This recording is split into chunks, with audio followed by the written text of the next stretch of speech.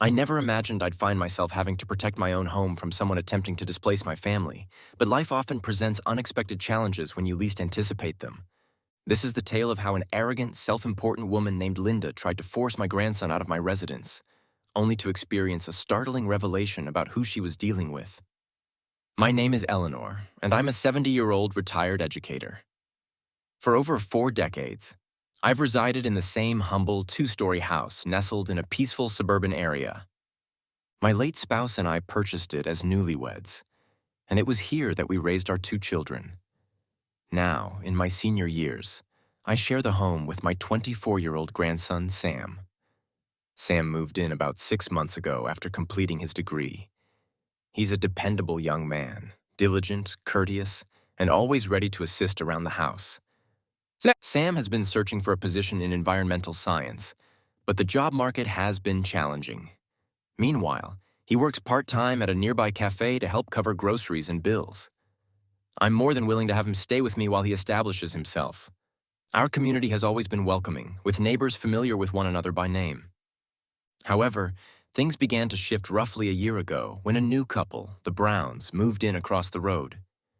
Initially, they appeared friendly, but it soon became evident that the wife, Linda, harbored a sense of superiority. Linda was in her early 40s, sporting a flawless brunette bob and a constant air of contempt. She was the type who needed to outshine everyone, boasting about her husband's career as a corporate attorney and her children's numerous successes. She declared herself the unofficial neighborhood enforcer, continually criticizing everything from the height of people's hedges to the shade of their mailbox. At first, I attempted to be cordial with Linda, inviting her for coffee and engaging in small talk during our encounters. But her incessant judgment and gossip quickly became tiresome. I began restricting our interactions to courteous nods and brief greetings. The situation escalated one bright Saturday afternoon in June. I was in my front garden, tending to my cherished tulips, when I noticed Linda striding purposefully across the street. I straightened up, wiping sweat from my brow with the back of my gardening glove. "Good afternoon, Linda," I greeted warmly, though I sensed this conversation wouldn't be pleasant. Linda's lips were pursed tightly as she approached and stopped before me. "Eleanor," she stated abruptly, "we need to discuss your situation." I raised an eyebrow. "My situation?" she continued, her gaze shifting toward my home. "Yes, the young man residing with you. Your grandson? Correct? Before we continue with the story, please consider subscribing. It's my dream to once reach 1,000 subscribers. Now back to the story." "Exactly," I confirmed, my defenses rising. "Sam has been living with me while he searches for a job in his field. Is there an issue?" Linda's nostrils flared slightly. "Actually, there is. Several of us in the neighborhood have observed that he arrives and departs at unusual hours, often late at night. Additionally, there have been reports of suspicious behavior." I couldn't help but chuckle. "Suspicious behavior?" "Linda, Sam works at a cafe. Sometimes he has late shifts or early morning starts. That's hardly suspicious." She dismissed my comment with a wave of her hand. "Regardless, this is a family-oriented community. We can't have young, single men living here, especially those who aren't financially independent. It lowers property values and attracts undesirable elements." My irritation grew, but I took a deep breath to remain composed. "Sam is family, Linda. He's not just any tenant, and he helps with household expenses." Linda's eyes narrowed. "I understand you believe you're doing a favor, Eleanor, but you must consider the impact on the rest of us. As the president of the Homeowners Association, it's my responsibility to uphold our community standards." I blinked in surprise. This was the first I had heard of Linda being the Homeowners Association president. Last I knew, Mr. Thompson held that role. But before I could inquire further, Linda pressed on. "I'm afraid I'll have to require that your grandson vacate the premises within 30 days, she declared, her tone dripping with insincere sympathy. "For the good of the neighborhood, you understand. We can't make exceptions, even for elderly residents who might be facing financial difficulties." My jaw dropped. I couldn't believe this woman was attempting to evict my grandson from my own home, implying in a patronizing manner that I was a helpless old lady unable to manage my affairs. It was infuriating. "Listen here, Linda," I responded, my voice steady despite my anger. "I don't know where you got the idea that you have any authority over who resides in my home, but let me clarify. This is my property, fully owned by me. There's no mortgage. I'm not part of any homeowners association, and even if I were, you have no right to dictate who lives with me." Linda's confident demeanor wavered momentarily but quickly returned. "Oh, Eleanor," she said with a condescending smile, "I understand you might be mistaken, but all properties in this neighborhood are part of the homeowners association. It's stipulated in the deed, and as president, I have every right to enforce our regulations." I couldn't help but laugh internally. All properties here are part of the homeowners association? That's in the deed? And as president, you enforce rules? That's amusing.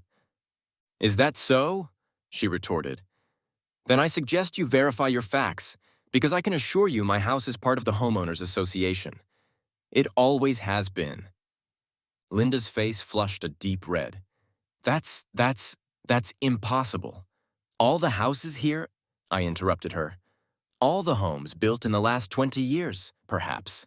But my house has been here long before your so-called homeowners association was established by at least 2 decades. When they attempted to include us, my husband and I, along with several other original homeowners, declined. We were grandfathered out." Linda's mouth opened and closed like a fish out of water. I could almost see her trying to process this information, but I wasn't finished. "Furthermore," I continued, warming to my topic, "even if I were part of the homeowners association, which I am certainly not, you would have no legal basis to evict a family member from my home. And for your information, I am neither facing financial hardship nor needing your misplaced concern about my living situation." I took a step closer to Linda, who instinctively took a step back. "I've tolerated your meddling up to this point, Linda. I've ignored your snide remarks and constant interference in everyone's affairs. But attempting to remove my grandson from my home? That's crossing a line." Linda seemed to regain some of her confidence. "Well, I still believe it's inappropriate for a young man to live here. What will the neighbors think? And the noise? The traffic?" I raised a hand to halt her. "What others think is none of my concern, nor should it be yours. Sam is a responsible adult with every right to live with his grandmother. He doesn't host parties, keeps to himself, and contributes to the household. The only noise and traffic I've noticed lately is you, constantly walking up and down the street searching for something to complain about." Linda's expression mixed embarrassment with indignation. "I'm just trying to look out for the neighborhood's best interests." "No, Linda," I said firmly. "You're trying to exert control over matters that don't involve you. And in this case, you've embarrassed yourself by claiming authority you don't possess." I could see her resolve falter as she began to realize the gravity of her actions. But I had one more point to make. "Oh, and Linda, you might want to recheck your claim about being the Homeowners Association president. I spoke with Mr. Thompson at the grocery store yesterday, and he mentioned the upcoming association meeting he's organizing. Funny that he didn't mention being replaced." Linda's eyes widened in panic. She opened her mouth as if to respond, but quickly shut it. Without another word, she turned and hurried back to her home.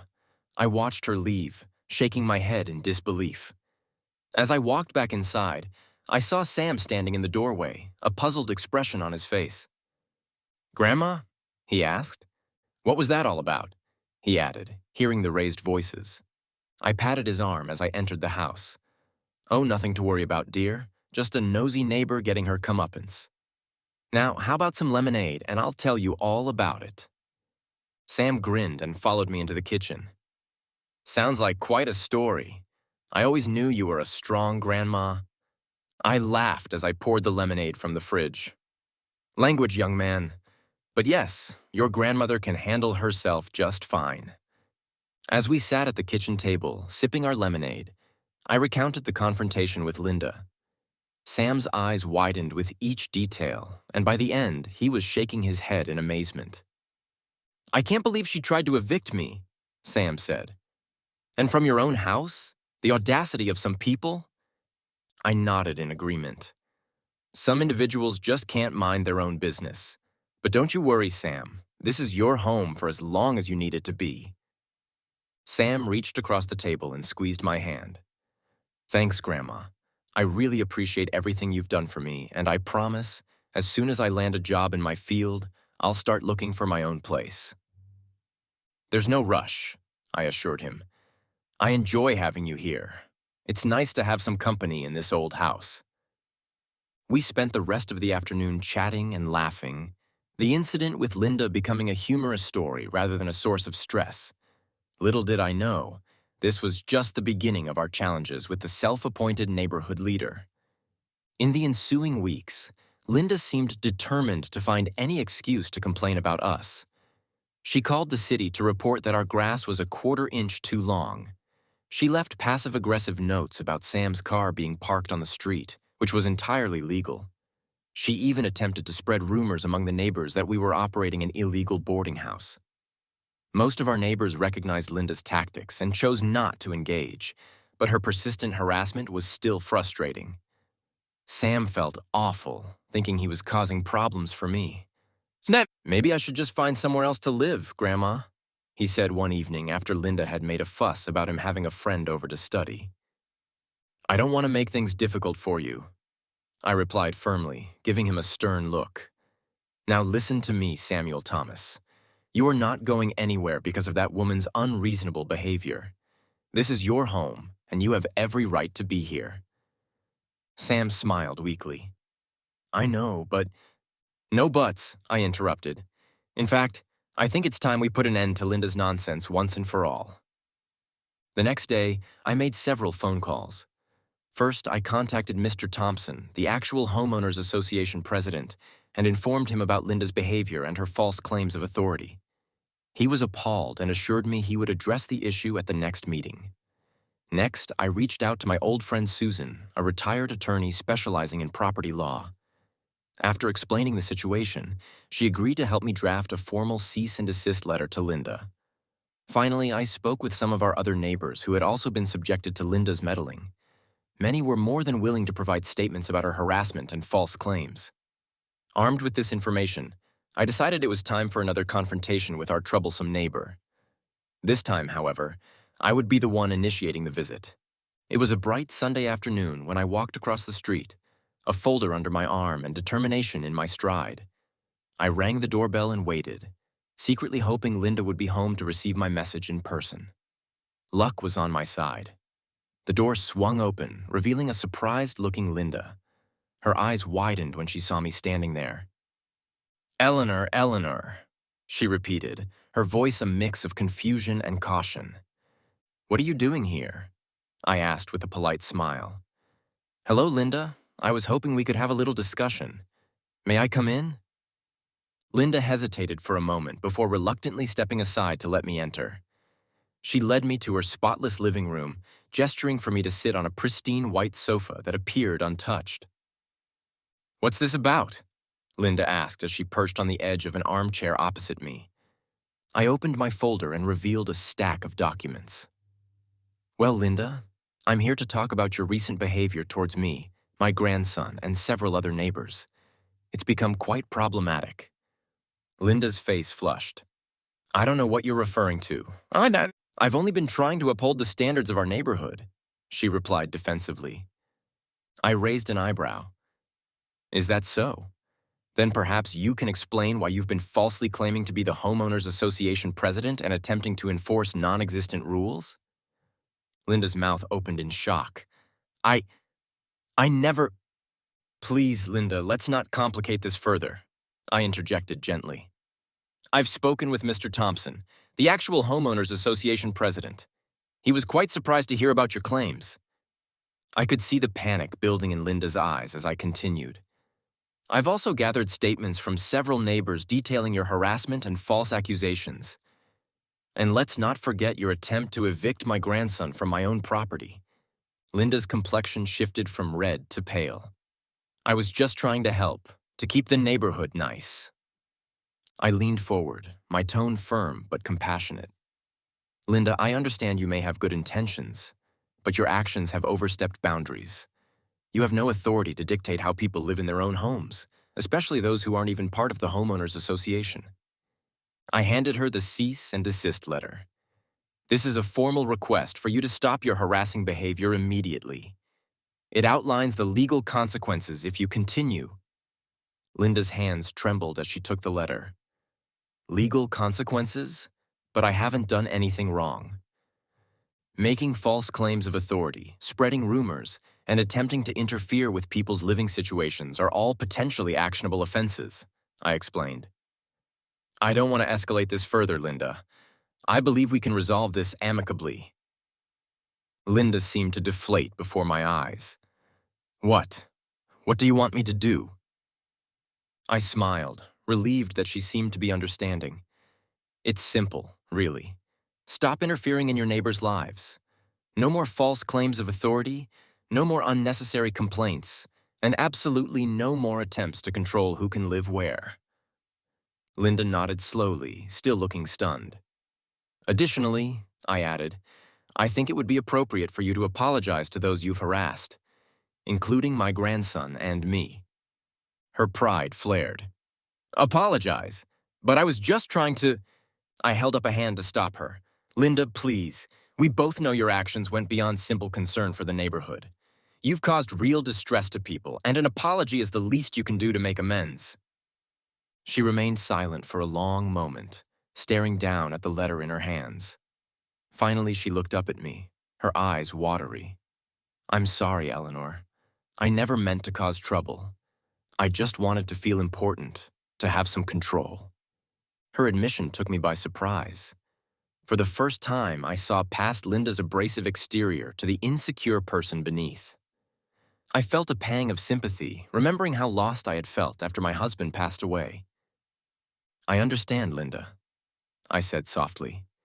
Change can be difficult, and sometimes we seek ways to feel more in control of our lives, but it can't come at the expense of others' peace and happiness. Linda nodded, wiping her eyes. You're right. I'll apologize to everyone, including Sam and you, and I promise no more meddling. I reached out and patted her hand. That's all we're asking for, Linda. Who knows? If you approach your neighbors with kindness instead of criticism, you might find yourself making some real friends in the community. As I stood to leave, Linda walked me to the door. Before I stepped out, she turned to me with a hesitant smile. Thank you, Eleanor, for being firm but kind about this. I think I needed that wake-up call. I nodded. We all need a reality check sometimes, Linda. The important thing is how we respond to it. Walking back across the street to my home, I felt a sense of relief. I hoped this would mark the end of our neighborhood drama, but only time would tell. When I arrived home, Sam was waiting anxiously in the living room. How did it go, Grandma? Is she going to leave us alone now? He asked. I sat down next to him on the couch with a sigh. I think so, dear. Linda seemed to realize the error of her ways. She's promised to apologize and stop her meddling. Sam looked skeptical. Do you really think she'll change? I shrugged. People can surprise you, Sam. Sometimes they just need a little push in the right direction. We'll give her a chance to make things right. Over the next few weeks, we observed a remarkable transformation in Linda's behavior. True to her word, she went around the neighborhood apologizing to everyone she had wronged. Some neighbors were cautious at first, but as time passed and Linda's improved attitude persisted, the community atmosphere began to brighten. One Saturday morning, about a month after our confrontation, there was a knock at our door. Sam answered it, and to our surprise, Linda stood there with a basket of muffins. Good morning, she said tentatively. I baked these as a peace offering. I was hoping we could start fresh. Sam looked at me, unsure how to respond. I nodded encouragingly and stepped forward. That's very kind of you, Linda. Why don't you come in for some coffee? Linda's face lit up with a genuine smile, probably the first I'd ever seen from her. I'd like that, thank you. As we sat around the kitchen table, sipping coffee and enjoying the unexpectedly delicious blueberry muffins, the conversation gradually became more relaxed. Linda asked Sam about his job search, showing genuine interest without any judgment. She even offered to put in a good word for him with her husband's firm, which had an environmental consulting division. "I can't promise anything," she said, "but they are always looking for bright young people with fresh ideas."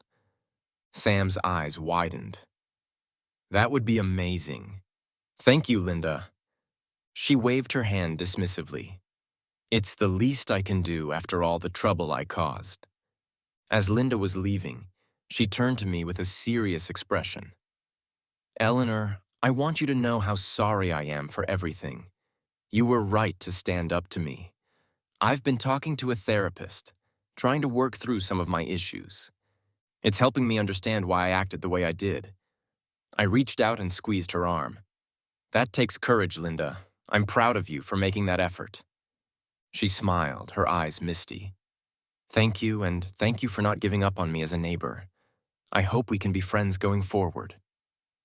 "I'd like that," I said sincerely, and I meant it.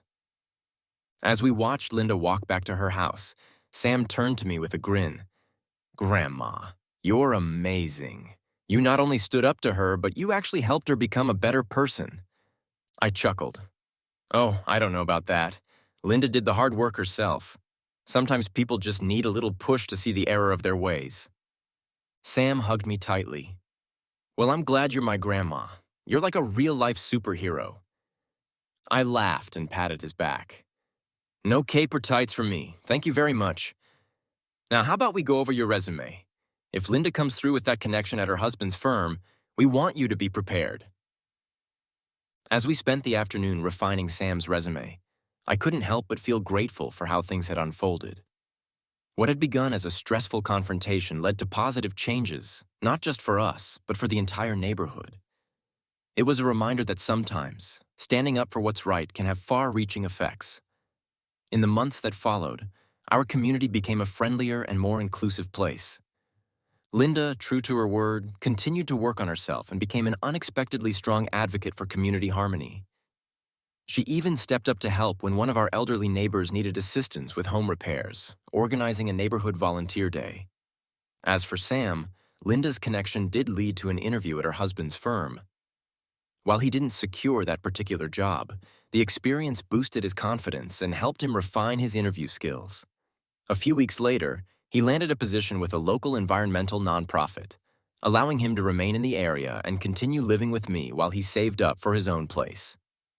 Reflecting on that summer, I'm reminded of an old saying: "The only way to have a friend is to be one."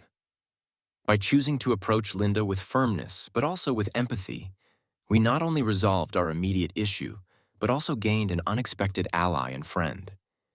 It just goes to show that sometimes, the best way to deal with difficult people is to give them a chance to improve. You never know. You might be pleasantly surprised by the outcome.